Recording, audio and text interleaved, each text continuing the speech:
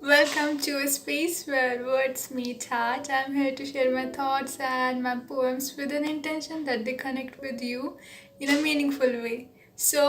Let's explore these feelings and spread some love along the way.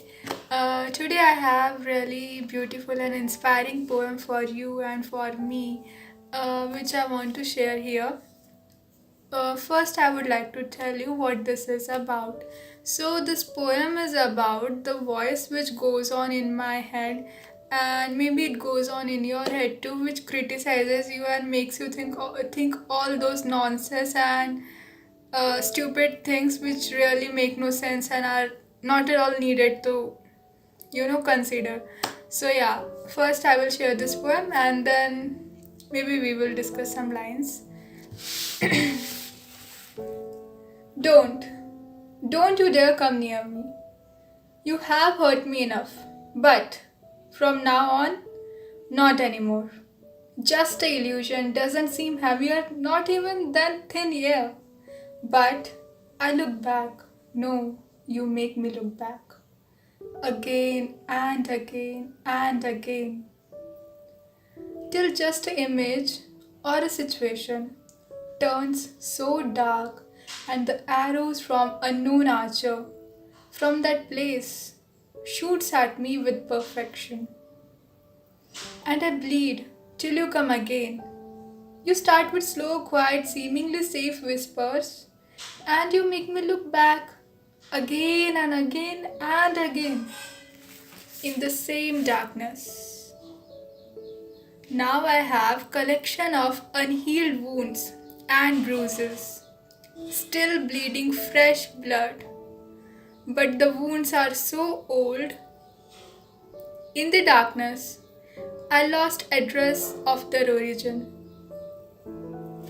But a good soul directed me that I don't need to look back.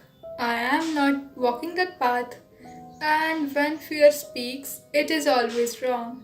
When fear speaks, it is always wrong. In the end, you are just an illusion, my mind's witty creation. I am reminding myself that I am the controller and the actor is just an imagination, a projection of suppressed emotion, grown into tension. I just need to pay more attention, with little more compassion and redirection. With learning, when you change the way you look at things, the things you look at change. And this is my true possession. So, this was the beautiful poem that I wanted to share with you, and I wrote it a few days back. Um, so, this is really something that goes on in my head that first those thoughts come, there is that pattern that they come again and again and again. But now I have learned to confront these thoughts and mindfully stop them. And that is what I am talking in this poem. That is not the only thing I am talking in this poem. The whole poem is really meaningful and there is lot to learn for me and for you. That is why I have shared this poem here. That as much as this poem is helping me, I'm sure it will help you too. Now I would like to, go back to some lines and let us understand these lines and learn from them. So the first line is from now on, not anymore. So yeah, the voice which always was coming and coming, criticizing me and saying all those nonsense stuff. Now I am facing it, coming face to face with it and fighting against it. I'm telling it that from now on you cannot harm me. I have taken the charge and I am open for change. The another line is just a illusion. Doesn't seem heavier, not even than thin air. And this line connects to a stanza from the end. It says, in the end, you are just a illusion, my mind's witty creation. So, yeah, this voice, this criticizing voice which goes on in our head, it is just an illusion. which our mind creates. And now what I am doing is I am reminding myself that I am the controller. I am the controller. Me. It is me who can control the mind. I won't let this voice in my head to control me.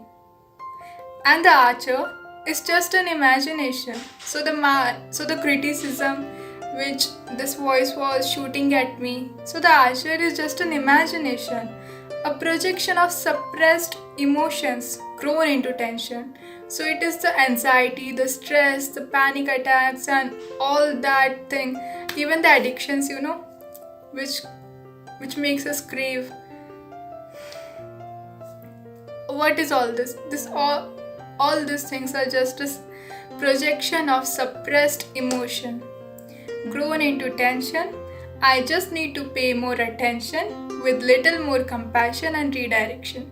So, how am I facing this tension? With more attention. I'm not running away from it. Now I'm facing it. I'm giving more attention. With little more compassion, I'm being more understanding, non judgmental, and compassionate toward myself. See the kindness which I give out to others, the same kindness I need to give to me, to myself. I also deserve that. I need to understand that.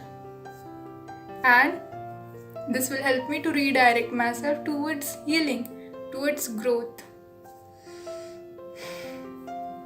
And there is next line which says, till just an image or a situation turns so dark. So yeah, this voice, it comes in a pattern, a cycle which repeats again and again and again.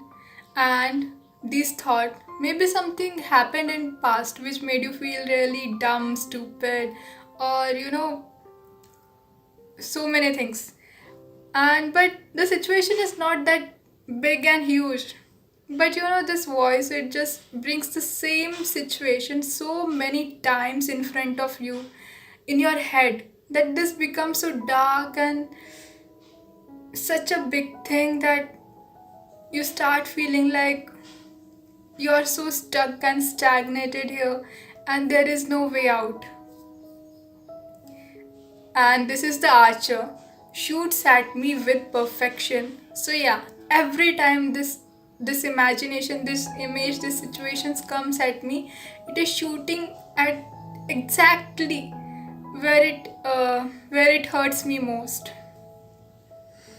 You start with slow, quiet, seemingly safe whispers. So yeah, this is how this voice comes, this criticism, this dark voice which comes in my head. You start with slow, quiet, seemingly safe whispers, and you make me look back.